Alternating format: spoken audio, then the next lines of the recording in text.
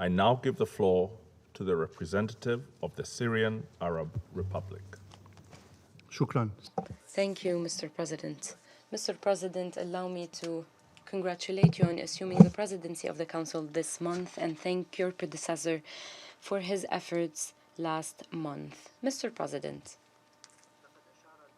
while speaking to the General Assembly on September 27, 2021, our Minister of Foreign Affairs and Expatriates said, I quote, "The Syrian Arab Republic reaffirms that it categorically rejects and condemns any use of chemical weapons under any circumstance by whomever, whenever, and wherever. It is for this reason that Syria voluntarily joined the Chemical Weapons Convention and met all its obligations in record time.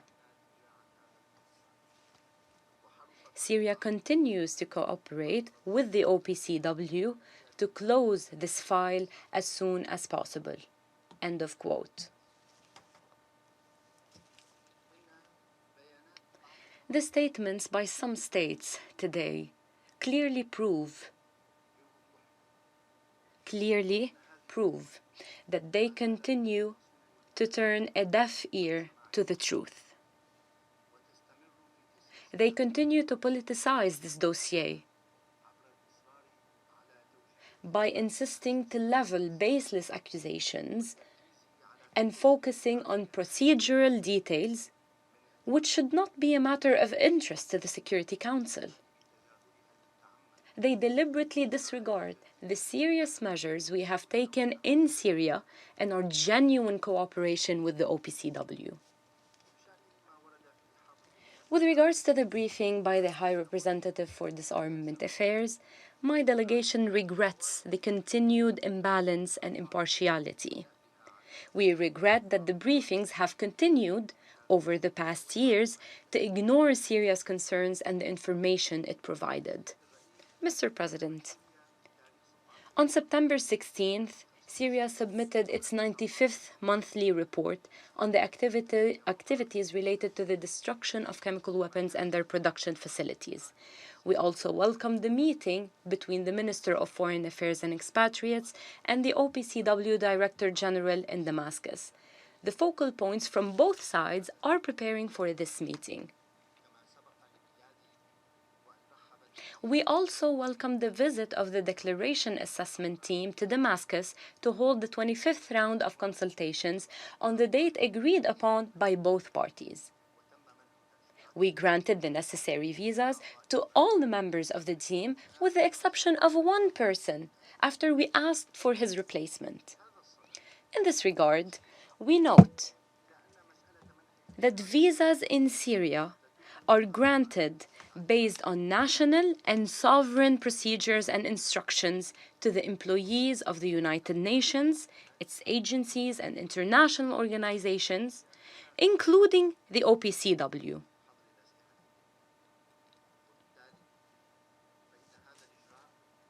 So this measure was not an exception.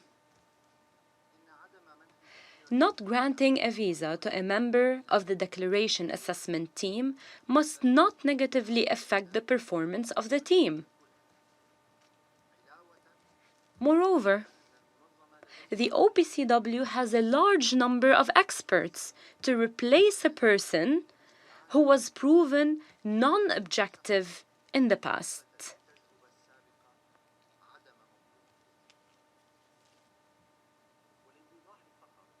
For your clarification,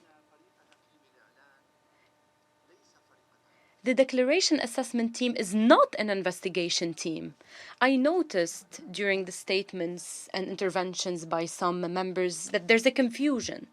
The Declaration Assessment Team is not an investigation team. It is a team that would help the National Syrian Authority in presenting its declaration. So despite that fact, the National Syrian Authority accepted a proposal later on submitted by the Technical Secretariat to hold the consultations round at its headquarters in The Hague. It seems that the information of my colleague from France needs to be updated. The report of the Director General addressed the visit of the Declaration Assessment Team. It held Syria responsible for the Technical Secretariat's inability to plan for the missions of its different teams. This is inaccurate and non-objective, and we categorically reject it. You all remember when the Director General spoke in this room in June about postponing the team's visit until after the summer, at a time when Syria had a genuine interest in accelerating discussions with the team and closing this dossier. Mr. President, some states continue to bring up the issue of the 2 cylinders related to the alleged Duma incident. My delegation has previously clarified the importance of these 2 cylinders for Syria as legal and material evidence to reject the claims related to that incident and prove that terrorist groups did possess toxic chemicals. My delegation rejects the attempts by some states to distract the Council from condemning the Israeli aggression against Syria's sovereignty, which destroyed the 2 cylinders. We reject their focus on technical and procedural matters alone. Syria and other countries have called for reviewing the report on the alleged incident in Douma. It is fabricated and full of lies.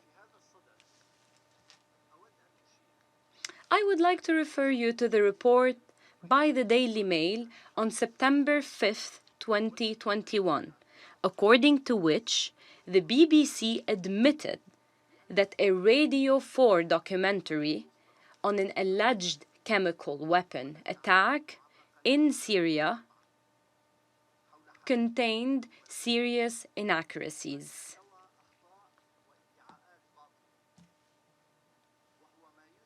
This proves, once again, that open source information can be easily manipulated. They cannot be considered reliable.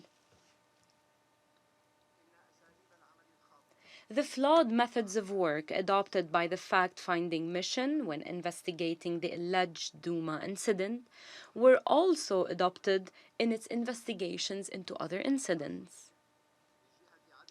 The fact-finding mission did not respect the rules stipulated in the Convention, especially when collecting evidence and preserving the chain of custody. It relied on open sources and information provided by terrorist groups and their arms, such as the White Helmets. My delegation expresses its grave concern vis-à-vis the delay by the fact-finding mission in announcing the outcome of its investigation into incidents reported by the Syrian government since 2017 on the use of chemical weapons by terrorist groups. We also express concern regarding the fabrication of fake evidence after years of other alleged incidents. Moreover, the fact-finding mission continues to disregard information we provide on terrorist groups which possess chemical weapons and prepare to use them to fabricate incidents and accusations against the Syrian Arab army. Mr. President, ladies and gentlemen, some members of the Security Council insist on politicizing this dossier by doubting Syria's cooperation. This has become very clear. They are trying to conceal the practices of terrorist groups which used chemical weapons against Syrian citizens and the Syrian Arab army. This has also become very clear. They are misinterpreting the Convention's texts to establish illegitimate mechanisms and adopt a resolution against Syria which set a dangerous precedent in our organization.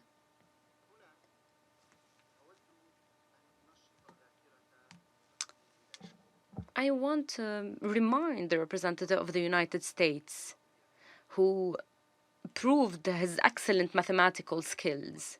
The number of states which participated in the Conference of Parties in April is 167 countries.